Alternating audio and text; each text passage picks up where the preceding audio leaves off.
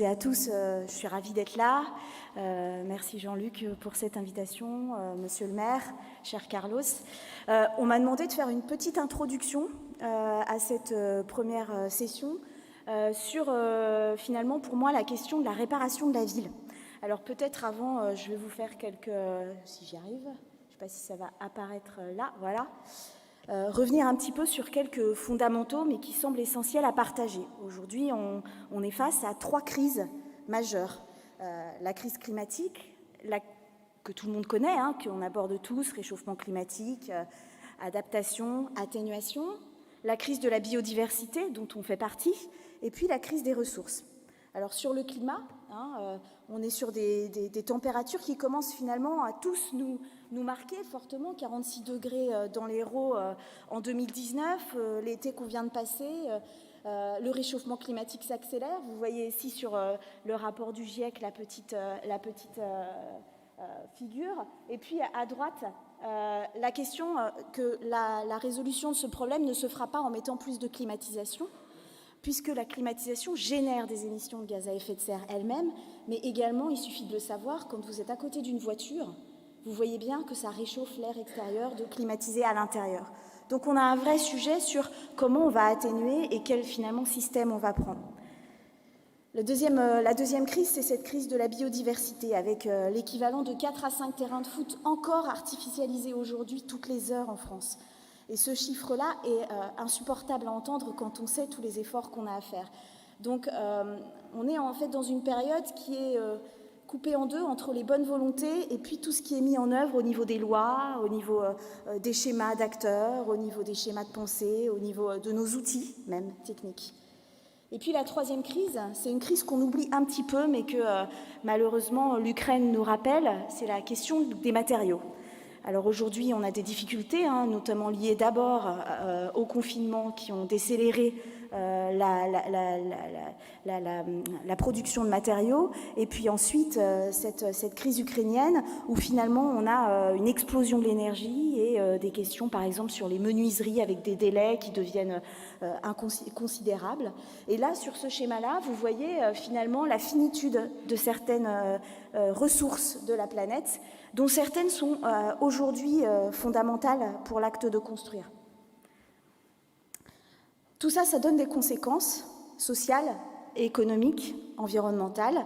J'ai mis quelques photos. Cette photo-là qui présente finalement ce que le réchauffement climatique amène, pas que des températures, mais aussi des aléas qui sont très dangereux pour les habitants, mais qui aussi nous questionnent sur les risques majeurs et la façon dont on aménage le territoire aujourd'hui. Et puis on a les événements qu'on vit avec l'augmentation du coût de l'essence et tout à coup finalement quand la ville est étalée on se rend compte que les gens sont loin de tout, que le coût les sépare et qu'il y a une ségrégation finalement due à cette énergie-là. Et puis le dernier point, c'est nos 5 millions de personnes qui aujourd'hui sont dans des passoires thermiques.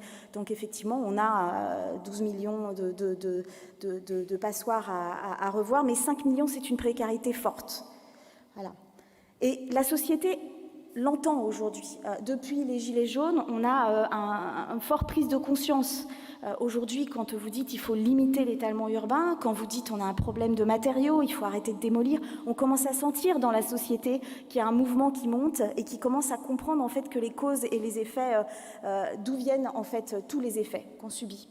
Alors voilà, ça c'était en 2014 en Australie, c'était une manifestation pour dire on ne peut plus faire ça, on a tous la tête dans le sable, on fait l'autruche. Donc je sais qu'aujourd'hui vous êtes réunis pour avoir des solutions. Et dans les solutions, il y a des choses qu'il faut qu'on laisse derrière nous. Il faut renoncer pour avancer. Ça ne va pas être facile. À mon avis, les villes ont un fort enjeu, notamment sur la question de la voiture. La voiture qui prend cette place, la voiture qui est parfois un objet qui est démesuré à tel point qu'une voiture est à l'arrêt 80% de son temps en ville et qu'elle prend 13 mètres carrés. Alors on se dit, bon ben voilà, il va falloir à l'avenir en avoir moins, mais comment on fait? Mais petit à petit, et c'est là où le mot transition est beaucoup plus important pour nous que le mot de rupture, si on arrive à faire une transition, on arrivera à faire les choses. Si on en arrive au point de rupture, à un moment ça va casser, et Madame le disait avant, la problématique elle sera sociale, et la ségrégation. Abandonner l'étalement urbain, j'en parlais tout à l'heure, mais cette façon de faire la ville stigmatise aussi des formes urbaines et une culture, c'est-à-dire comment est-ce qu'on fait entre finalement la maison individuelle et le logement collectif, j'en parlerai un petit peu après, mais si on va plus loin, aujourd'hui l'étalement urbain c'est aussi un coût pour les collectivités publiques. Là, je vous ai mis un schéma qui est au Canada, mais qui est relativement les mêmes coûts en France. On compte de 5 à 7 fois plus d'argent public qui sont nécessaires pour amener les transports publics, les voiries, n'importe quel service public en zone périurbaine, très étalée et en zone dense. De 5 à 7 fois. Ce qui veut dire qu'aujourd'hui, en fait, on n'a plus les moyens de s'étaler. C'est-à-dire que même si on pouvait, si on voulait apporter les mêmes services à tout le monde, on n'en a pas les moyens.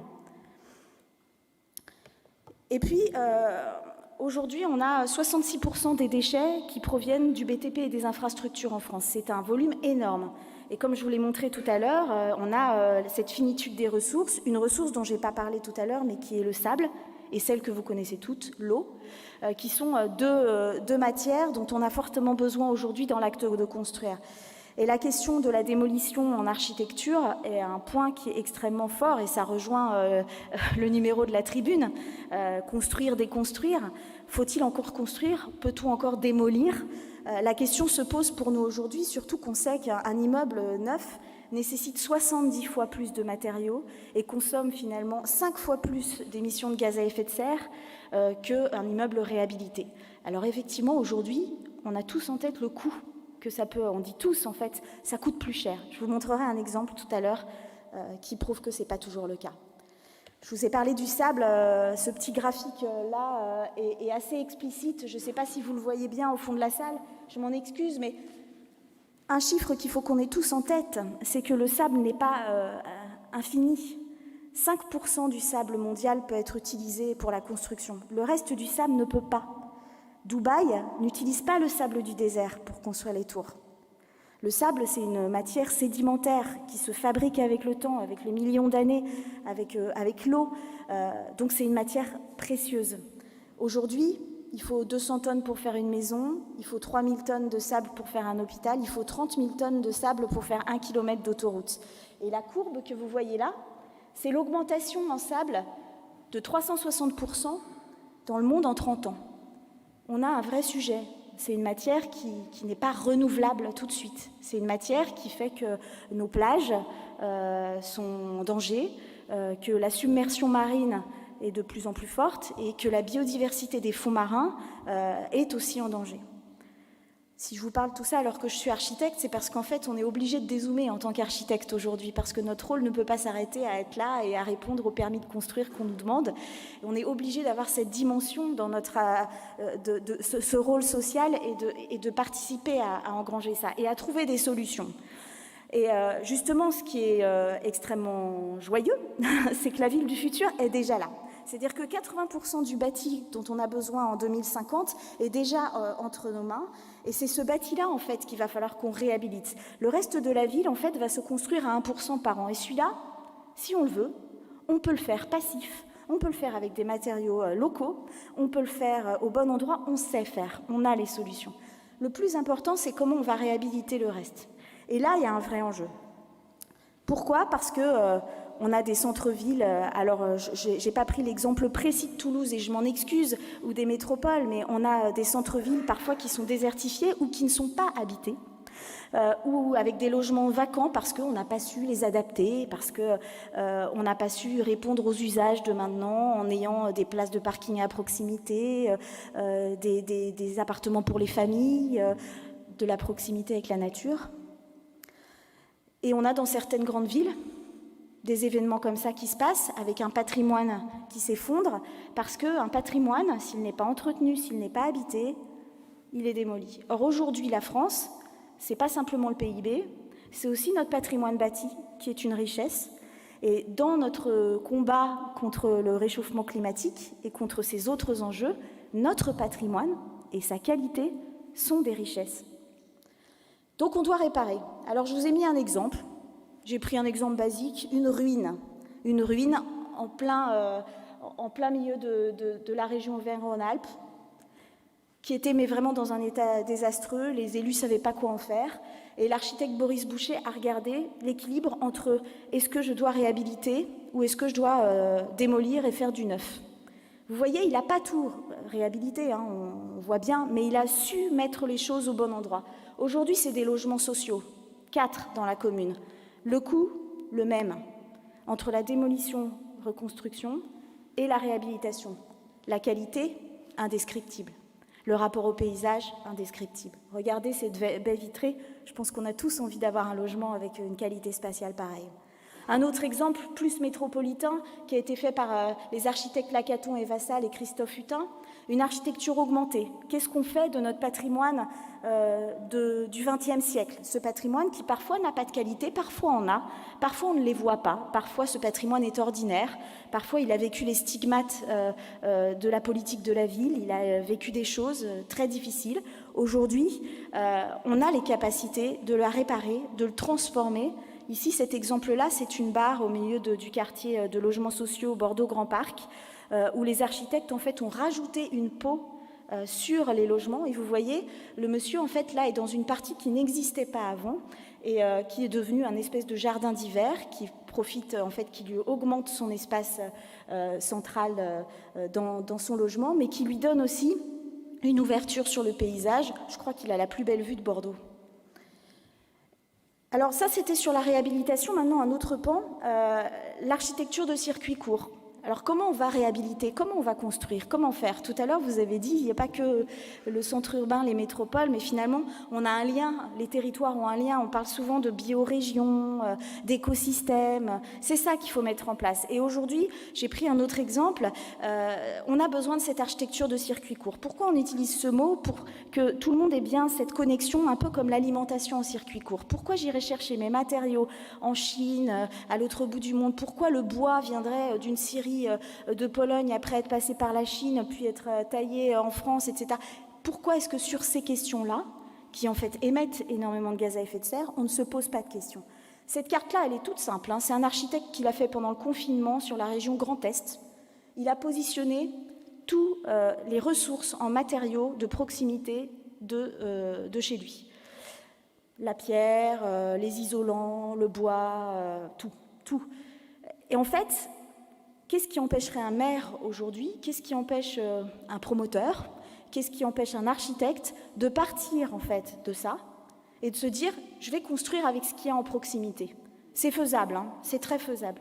Et ça demande aussi de la part des collectivités, ça demande aussi de la part des régions d'aider ces filières à se fabriquer. Parce que parfois, il y a la ressource, mais il n'y a pas la filière. Ou alors la filière, elle a besoin de soutien. En Ile-de-France, on a créé le booster bois biosourcé et en fait tous les aménageurs, beaucoup de promoteurs engagés, la ville de Paris et beaucoup d'autres collectivités en fait se sont engagés à mettre au minimum 30% de matériaux biosourcés dans leur construction. L'intérêt aussi, c'est que les matériaux biosourcés sont sains pour la santé. Ils sont non transformés. Et ça, c'est un parallèle qu'on ne fait jamais, mais en fait aujourd'hui, un bâtiment doit respirer. Moi, je suis folle quand j'entends que dans un bâtiment neuf aujourd'hui, l'air est plus pollué que si on ouvre les fenêtres. Voilà, alors une petite photo pour vous rappeler tout à l'heure ce que je vous disais. En fait, aujourd'hui, on sait faire sans chauffage. Voilà, on sait. On sait ne pas mettre de système de chauffage. Ce qui nous demande de mettre du chauffage, c'est souvent les normes. Voilà. Se loger ou habiter, donc là je vous avais mis un petit point sur maison individuelle et logement collectif. En fait, on parle de forme alors qu'en fait ce qui compte aujourd'hui c'est l'usage. Ce qu'on cherche quand on habite, c'est le calme, le confort, la proximité avec les commerces, la proximité avec la nature. Et c'est difficile de trouver ça dans la maison individuelle. Vous n'avez pas la proximité avec les commerces quand vous êtes dans un lotissement. Et dans le logement collectif, vous n'avez pas la proximité avec la nature, vous n'avez parfois pas de confort. Mais d'autres formes urbaines existent. Et c'est là où il y a un formidable élan à avoir, c'est comment est-ce qu'on redonne la liberté de création architecturale pour permettre justement de réhabiter nos villes sans créer de la promiscuité, mais bien la proximité dont parle Carlos. Et là, il y a un vrai élan à faire. Vous voyez, ici, vous êtes au cœur d'une ville qui s'appelle Saintes. Tout ce qu'il y a au centre de l'îlot, c'est neuf. Voilà, vous avez des maisons qui ont été construites, on a densifié, mais on a densifié en respectant les autres, en considérant le bâti déjà existant, en travaillant en lanière. Et cette question en fait de promiscuité, de proximité, ça questionne aussi sur un urbanisme du partage. Comment est-ce qu'on va passer finalement d'un urbanisme extrêmement individualisé, la maison individuelle, la voiture, mes enfants que j'emmène à l'école, etc., mais ça nous rend presque malheureux. Vous vous rendez compte à quel point ça n'est plus la ville qui est le lieu où on doit se retrouver.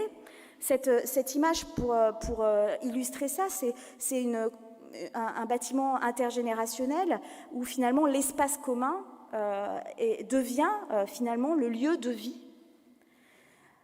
Les cours d'école, donc ça j'ai presque terminé, les cours d'école où on peut justement venir réinvestir ses cours le week-end, c'est quand même dingue. On sait qu'on ne doit plus sortir de l'enveloppe urbaine des villes et on est encore le week-end sur des espaces qui ne sont pas occupés. Ça devrait être réglé, ça on peut le faire tout de suite. Voilà, alors une petite phrase pour vous aujourd'hui, peut-être pour les débats, c'est je vois la ville comme une spatialisation de la démocratie. Et je pense que pour enrichir nos débats aujourd'hui et pour porter haut le zéro carbone et réussir ce combat contre les 3 crises, nous n'avons finalement qu'à nous pencher sur qu'est-ce qu'on veut que les villes disent de notre démocratie. Et ça nous repose la question de comment on vit ensemble. Et je trouve que finalement, ça c'est un élément extrêmement positif aujourd'hui de se poser cette question au XXIe siècle.